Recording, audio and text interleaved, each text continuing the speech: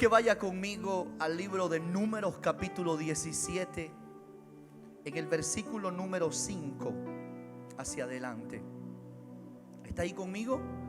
El tema del día de hoy se llama la vara de Aarón que reverdeció. Diga conmigo, la vara de Aarón que reverdeció. Números capítulo 17, versículo 5. Dice el Señor en su palabra que está bendecida. Dice la Biblia: y florecerá la vara del varón que yo escoja, y haré cesar de delante de mí, ¿qué dice? ¿Qué dice? Las quejas de los hijos de Israel con que murmuraron contra vosotros. Versículo 6. Y Moisés habló a los hijos de Israel y todos los príncipes de ellos, y le dieron varas cada príncipe por las casas de sus padres, una vara. En total 12 varas. Y la vara de Aarón estaba entre las varas de ellos. Versículo 7. Y Moisés puso las varas delante de Jehová en el tabernáculo del testimonio. ¿Está ahí conmigo? El tema de hoy es la vara de Aarón que reverdeció. Lo primero que quiero enseñarle aquí es que usted entre al contexto.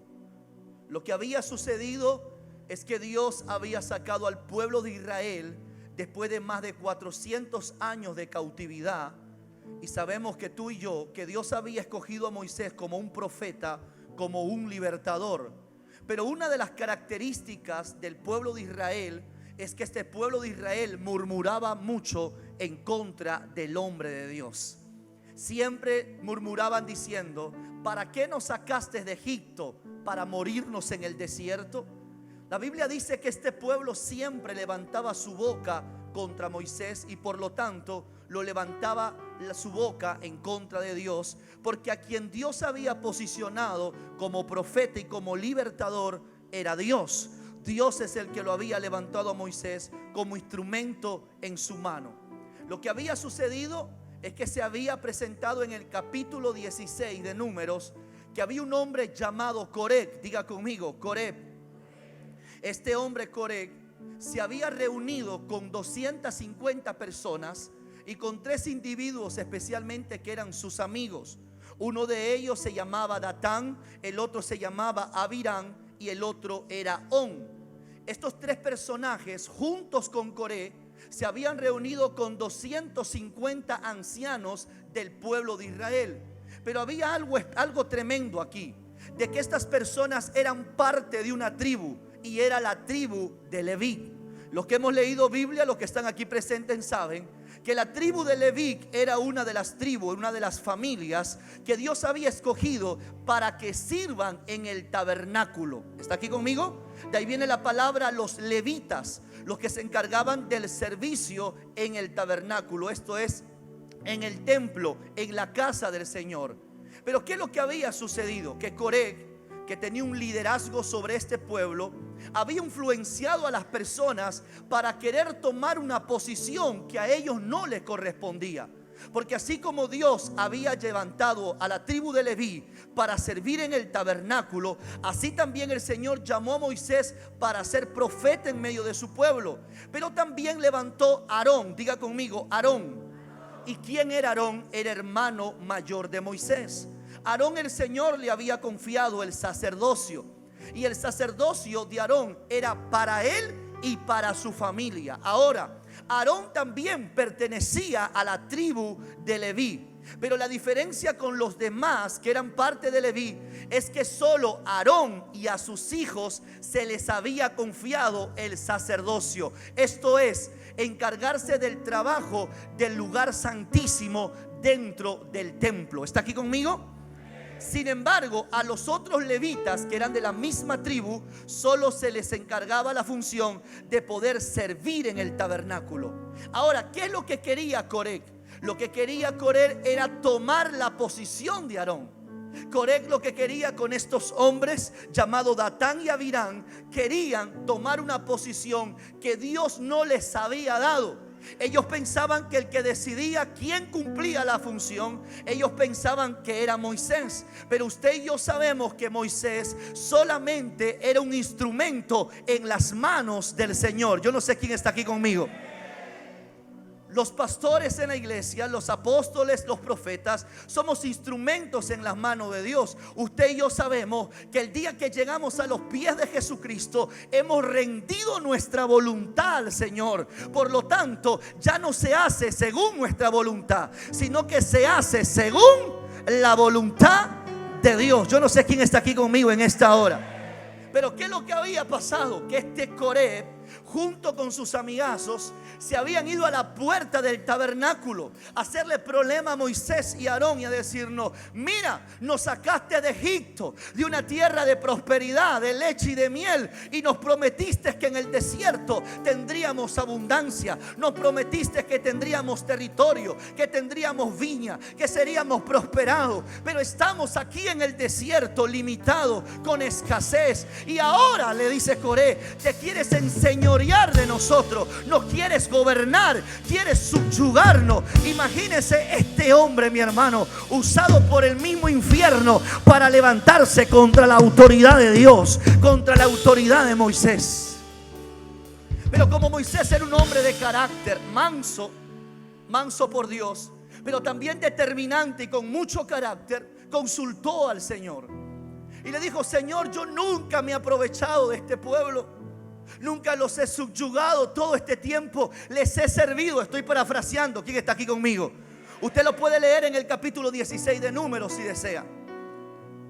Y Moisés le consulta al Señor, le dice: Señor, mira lo que está pasando con este pueblo. Ellos quieren tomar una autoridad que no les corresponde. Ya son líderes. Por eso le dice: ¿no les basta a ustedes ser ya levitas? Ya servir en el tabernáculo, que ahora quieren una función mayor.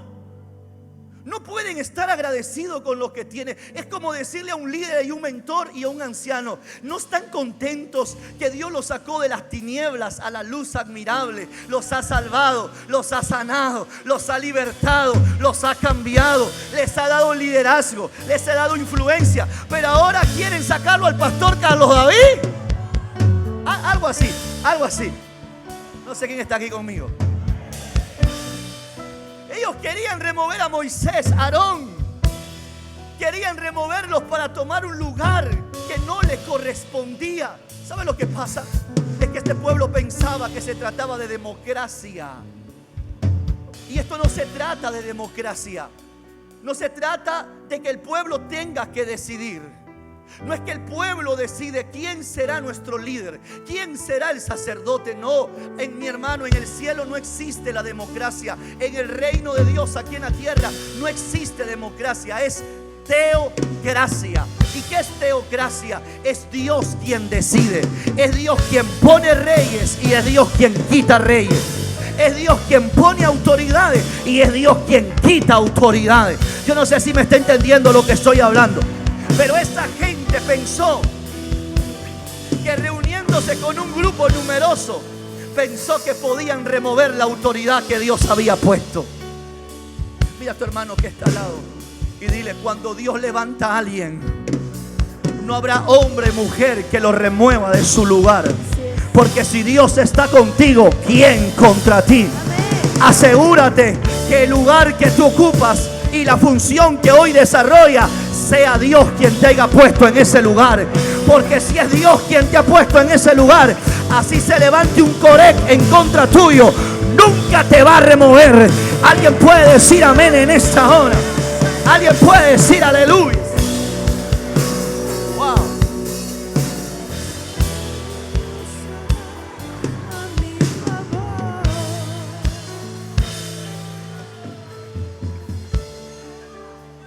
Israel, escuche, se había rebelado contra el Señor. Y este hombre es correcto, porque toda rebelión y sedición empieza con un hombre. Toda sedición y rebeldía empieza con un hombre. Y normalmente son personas que están cerca a la autoridad. Eran levitas, estaban cerca a Moisés y veían todo lo que pasaba en el tabernáculo. Y eso es lo que pasa con mucha gente cuando ve la autoridad de alguien. Puede suceder dos cosas: se siente inspirado para poder alcanzar lo que ellos han alcanzado. O número 2, envidian lo que esas personas han alcanzado. Y eso es lo que pasó con Coré.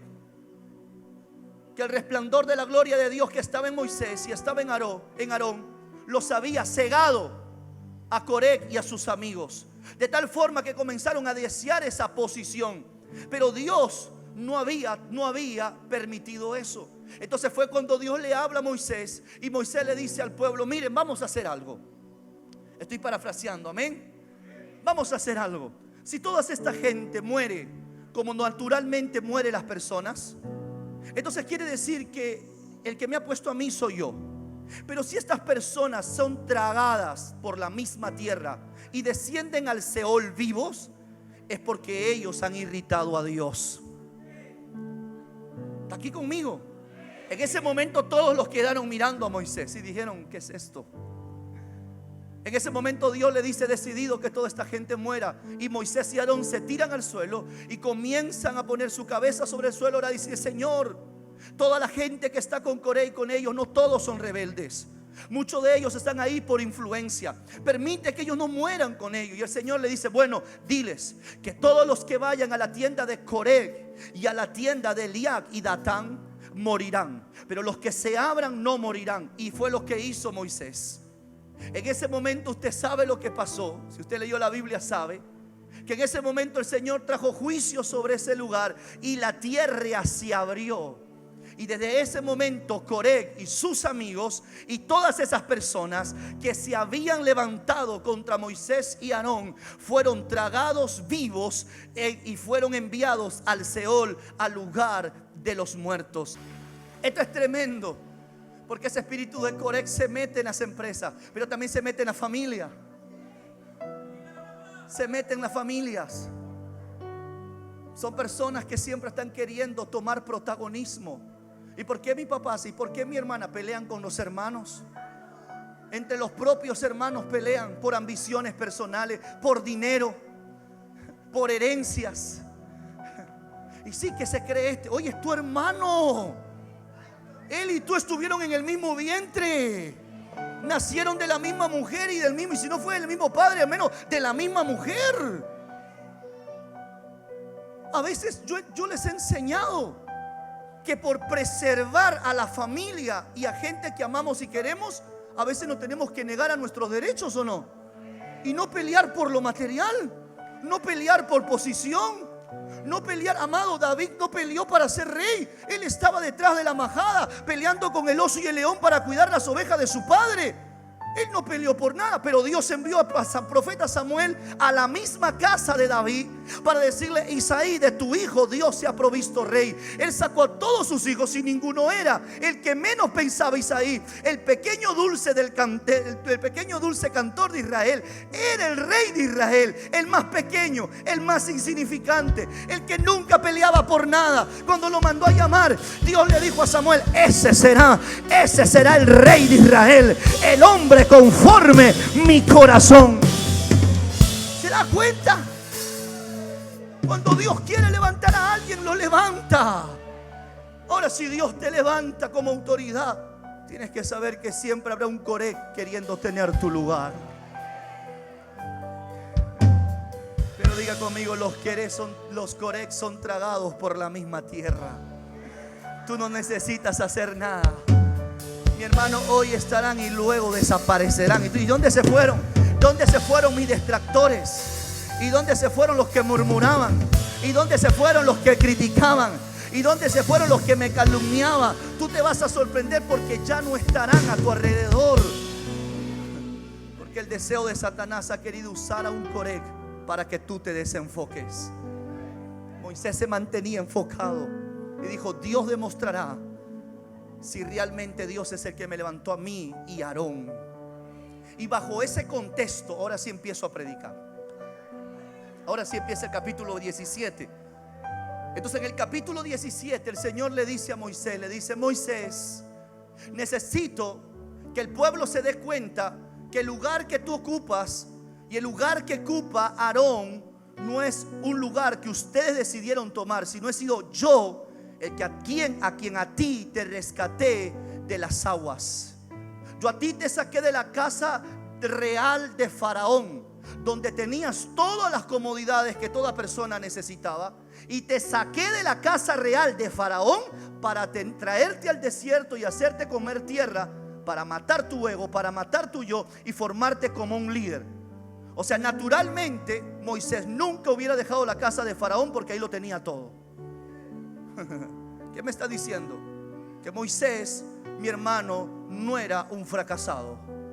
Moisés no era cualquiera. Era un hombre que había sido preparado en la casa de Faraón para que mañana más tarde pueda ser un rey o un emperador o alguien de importancia. Pero el Señor lo saca de Egipto, lo trae al desierto a comer polvo, a comer tierra, a servirle a su suegro Jetro, para prepararlo como el próximo profeta que traería la libertad a más de 2 millones de personas.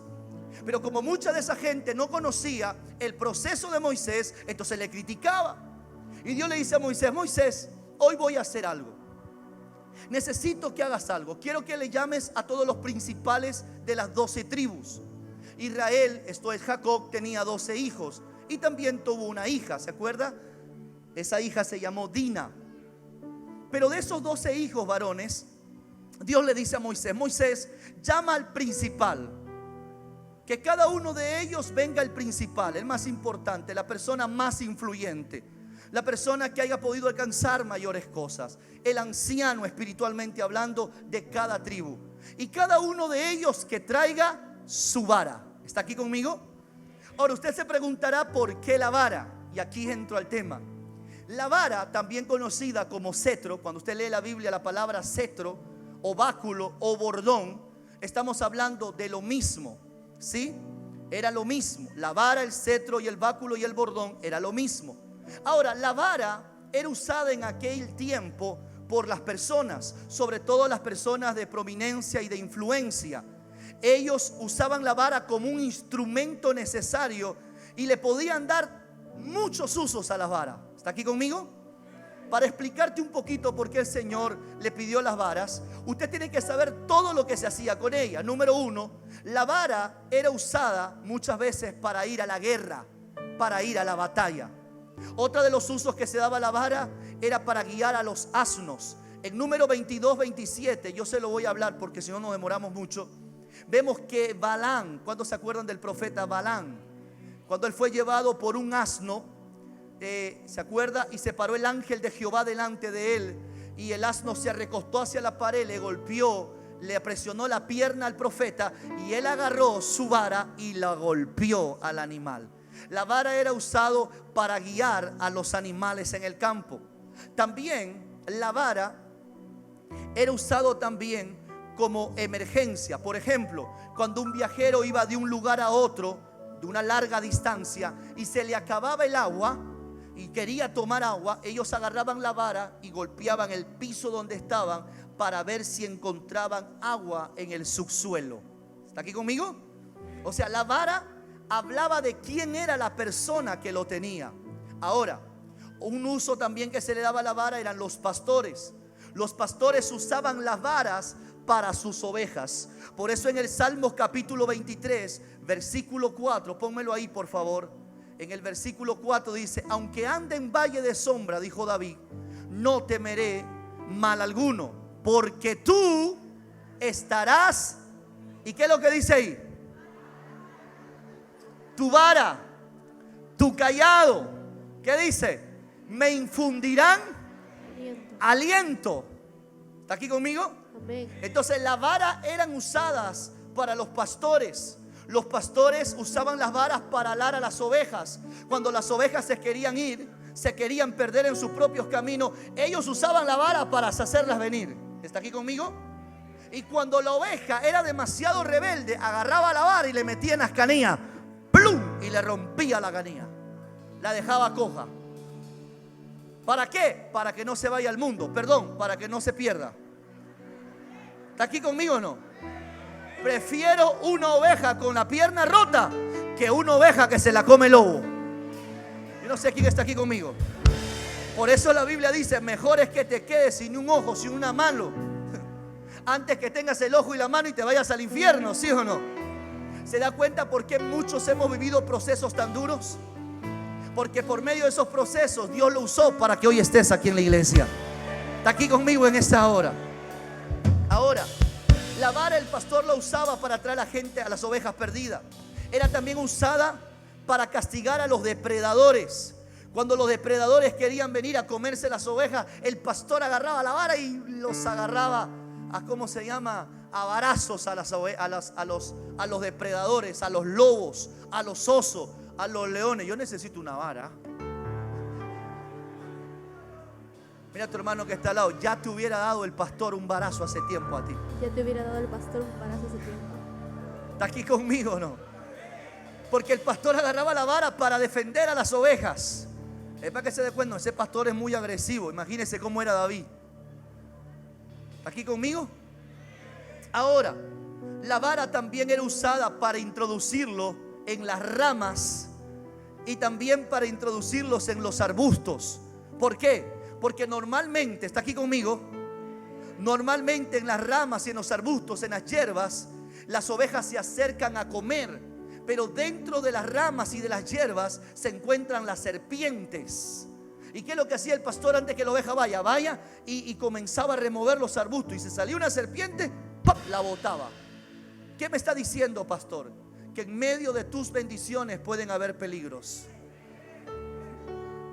Tú puedes decir, Dios me ha bendecido, pero Dios tiene que usar una autoridad, un pastor, para decirte que en medio de las bendiciones que Dios te da, puede haber peligros que dañen tu propósito y tu llamado en el Señor, que puedan condicionar lo que Dios te está llamando a hacer. Por eso el pastor iba, removía los arbustos para que las ovejas coman.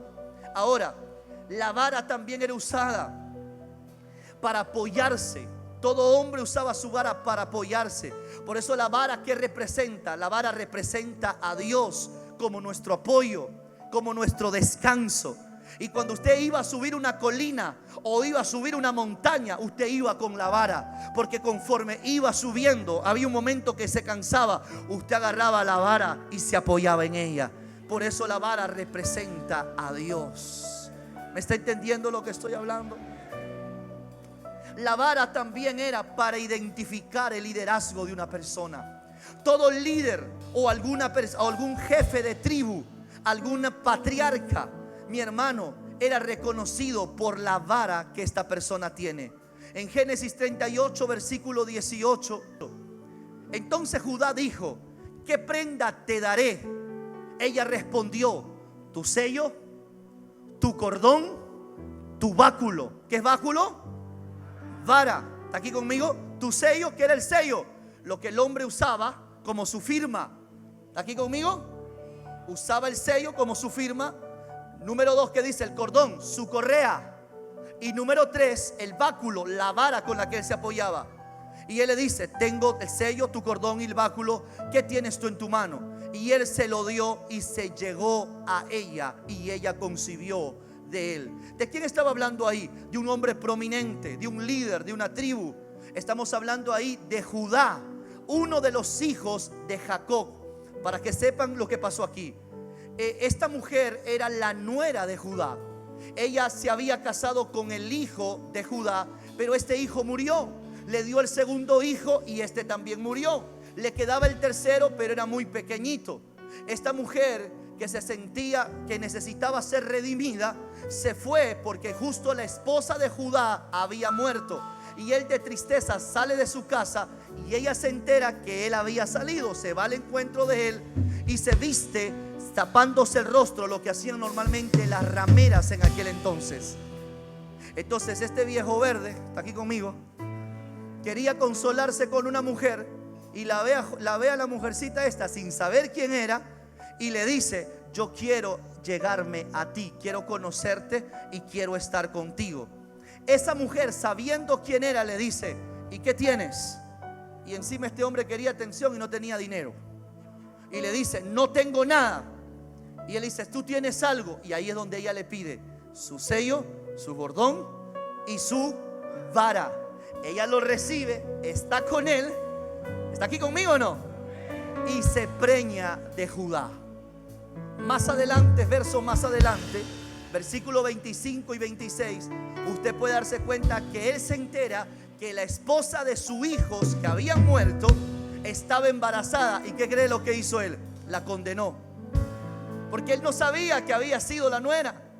Y le dice: ella ha caído en fornicación, ella está en pecado, ella tiene que morir.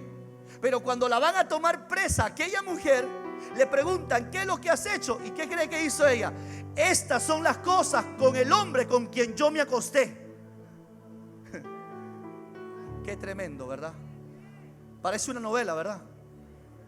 Y sacó el sello, sacó el cordón y sacó la vara. Y cuando él vio eso, en el versículo 20, entonces Judá lo reconoció y dijo: más justa es ella que yo, por cuanto no le ha dado Sela mi hijo, no le ha dado hijo, y nunca más la conoció.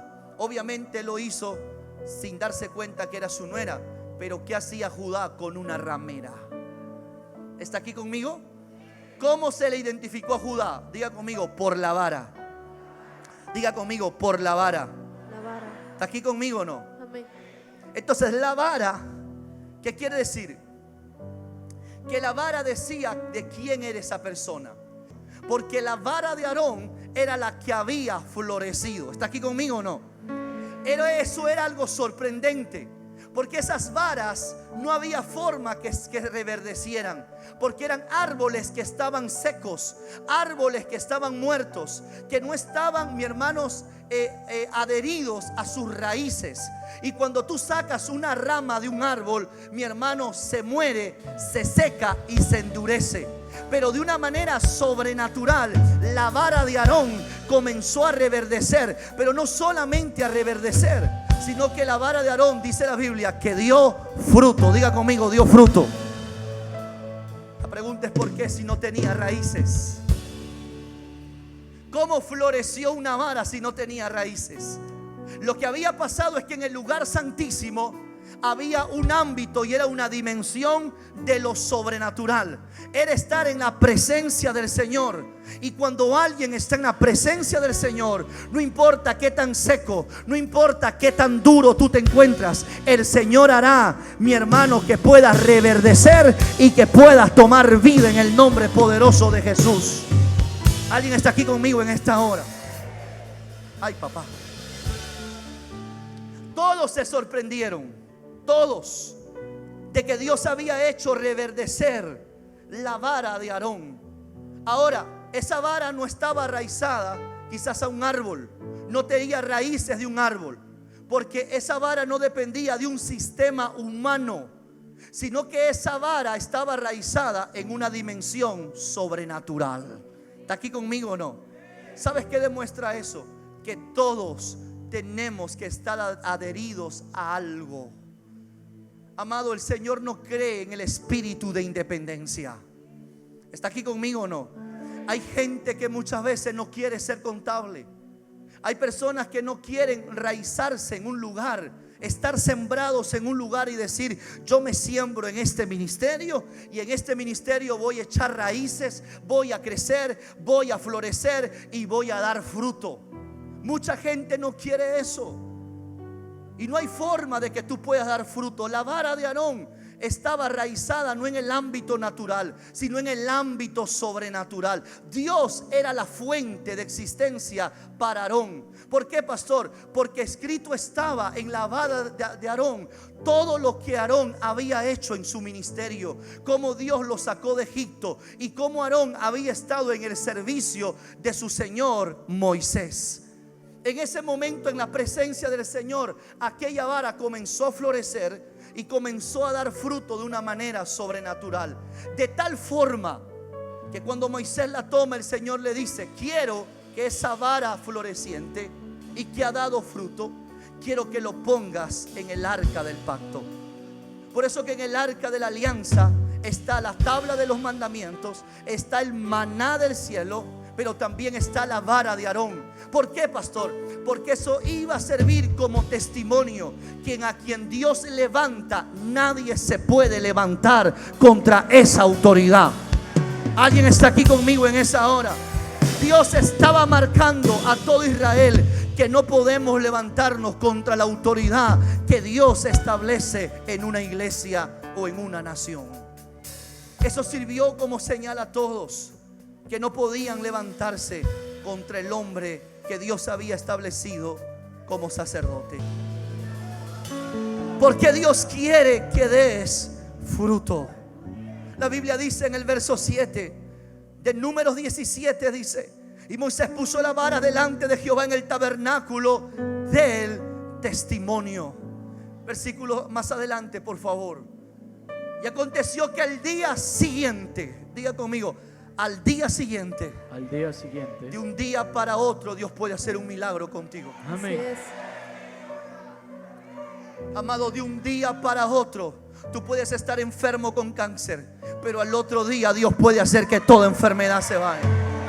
Porque todo basta estar en un día, en una noche, en la presencia del Señor, y Dios puede cambiar tu condición. Dios puede cambiar la situación que tú estás pasando.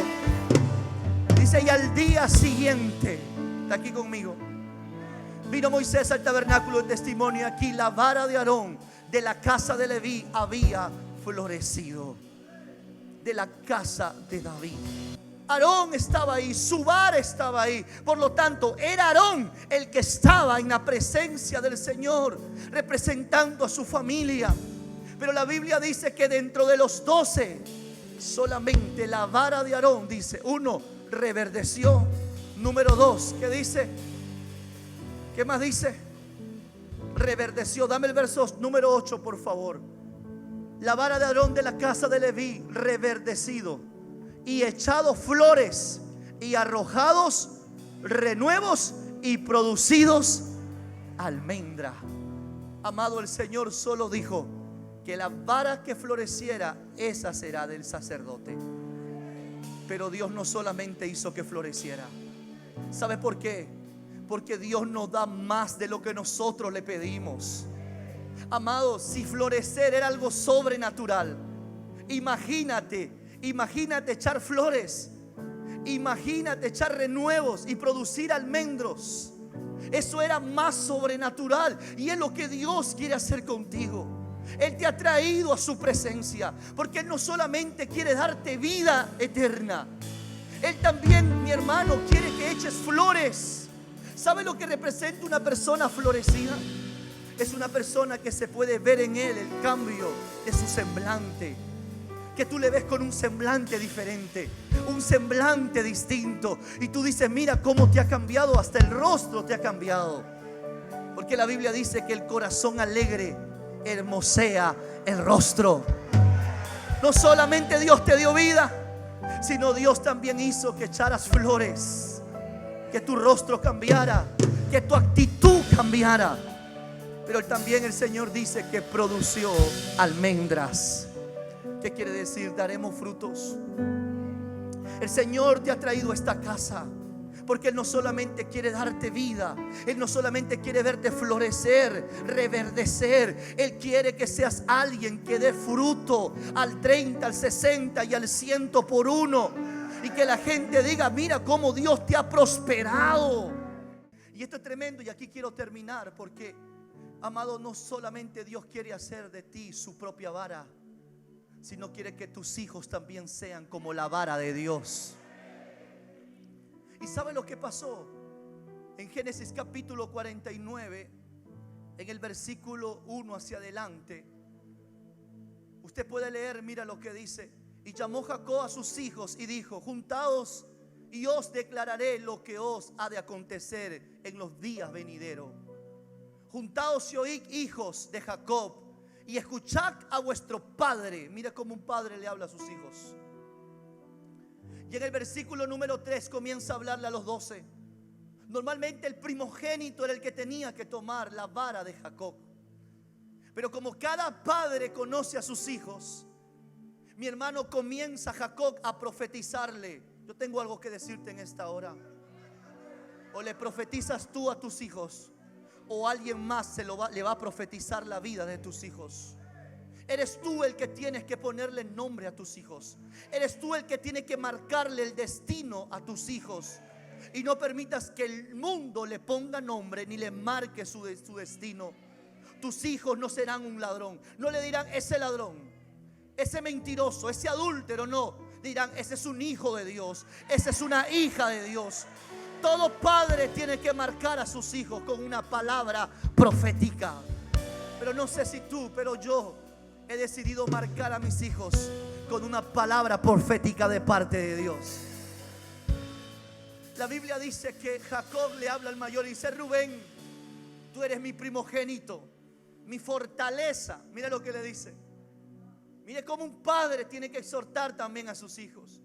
Tú eres mi fortaleza, Rubén. Eres el principio de mi vigor, principal en dignidad, principal en poder. Impetuoso, primero le dice las cualidades. Impetuoso como las aguas.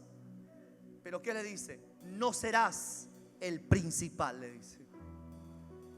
Y ahí le explica y le dice: por cuanto subiste el lecho de tu padre, entonces te envileciste, subiste a mi estrado, le dice. Le explico lo que había sucedido. Rubén, ¿sabe lo que hizo? Se metió con una de las esposas de su padre. Una de las esposas de Jacob, Rubén la deseó y la tomó por mujer. Por eso él le dice: te envileciste y te subiste en mi estrado, diciéndole: tomaste una autoridad que no te correspondía. ¿Sabe lo que representa eso? Hijos que muchas veces quieren tomar nuestro lugar, quieren tomar lo que a nosotros nos pertenece, porque nunca estuvieron contentos lo que el Padre les había dado. Esos son los hijos que quieren más, pero lo quieren tomar a la fuerza. Si no, de lo contrario, toman una actitud incorrecta, toman una actitud de cuestionamiento y de rebeldía. Por eso Jacob le dice: no serás el principal. Y luego sigue con Simeón y Leví, que son los que siguen. Ustedes son hermanos, armas de iniquidad, le dice. Ponme el texto anterior que no terminé de leer, por favor. Armas de iniquidad son sus armas de iniquidad, sus armas. 6. En su consejo no entre mi alma, ni mi espíritu se junte en su compañía, porque en su furor mataron hombres y en su temeridad desjarretaron toros. ¿Está ahí conmigo? Maldito su furor que fue fiero, y su ira que fue dura. Yo los apartaré en Jacob y los esparciré en Israel. ¿Qué pasó con estos dos hijos de Jacob? ¿Ustedes se acuerdan de su hija de Jacob, Dina? Esta mujer fue tomada por un hombre que la comenzó a conquistar, un príncipe. La comenzó a enamorar hasta que él llegó al corazón de ella. La pudo convencer y persuadir. Llegó un momento de locura, la violó a Dina. Cuando ella es violada por estos hombres, Jacob se sintió triste. Y sus hermanos Simeón y Leví, ellos dijeron: no hay problema, ellos le hicieron eso a mi hermana, ahora yo voy a hacer justicia. Pero no era justicia, sino que era venganza. En ese momento ese príncipe, ¿sabes qué le dijo a su padre, al rey? Le dijo: papá, quiero tomar a Dina como esposa. Cuando el rey fue a hablar con Jacob, Jacob le dice: pero somos dos familias diferentes, naciones distintas, no podemos unirnos. La única manera, rey, es que tú y tu hijo y toda tu nación se puedan pasar por gracias, hijo, la incircuncisión, y puedan ser circuncidados todos ustedes para que sean parte de nuestra nación. En ese momento el joven enamorado de Dina dice: ok. Ellos se circuncidaron todos. Y usted sabe que en aquel entonces, cuando se circuncidaba, no había la medicina como ahora. Ellos tenían que sanarse normalmente solos. Y al tercer día les daba fiebre. En ese momento Simeón y Leví pudieron planear en contra de ellos, matarlos y asesinarlos a todos. Pero se habían olvidado que Jacob ya había hecho un pacto con ese rey. Ya habían hecho una alianza, un pacto, un compromiso de que ellos al circuncidarse iban a tomar a Dina para restituirla en su deshonra que le habían hecho. Simeón y Leví fueron y hicieron venganza. Por eso Jacob le dice: ustedes no serán el que tome mi vara. En el siguiente verso mira lo que dice. Y aquí habla de Judá y le dice: Judá, Te alabarán tus hermanos, tu mano en la cerviz de tus enemigos. Los hijos de tu pareja se inclinarán. Los hijos de tu padre se inclinarán a ti. Cachorro de león, Judá, de la presa, ¿está ahí conmigo? De la presa subiste, hijo mío, se encorvó, se echó como león, así como león viejo. ¿Usted ha visto un león viejo? ¿Cuánto ha sido en el Parque de las Leyendas? Usted ha visto el Parque de las Leyendas, va a ver los monos, y los monos andan haciendo monada todo el día para que los veas. Pero tú vas a la jaula del león y el león, ¿cómo está? Echado. Le gritas, le tira, ¿y qué hace el león? Te mira. ¿Sabes por qué? Porque el león no necesita hacer nada para demostrarte que él es el rey de la selva. El león dice: yo soy león y punto. No necesito decir nada para que tú creas que yo soy el rey de la selva. Por eso Dios le dice a Judá: serás como el león viejo. ¿Quién lo despertará? En otras palabras, el león viejo está en descanso, está en seguridad. ¿Está aquí conmigo o no? No será quitado el cetro de Judá, ni el legislador de entre sus pies, hasta que venga Silo, y a él se congregarán los pueblos. De todos los hijos de Jacob, a quien Dios le dio la vara, ¿fue a quién? A Judá. ¿Está aquí conmigo o no? Pastor, ¿qué me está diciendo? Nosotros tenemos que enseñarles a nuestros hijos que tendremos la vara de Dios en nosotros. Que fuera vara de Dios que Dios puso en nosotros para permanecer reverdecidos y dando frutos.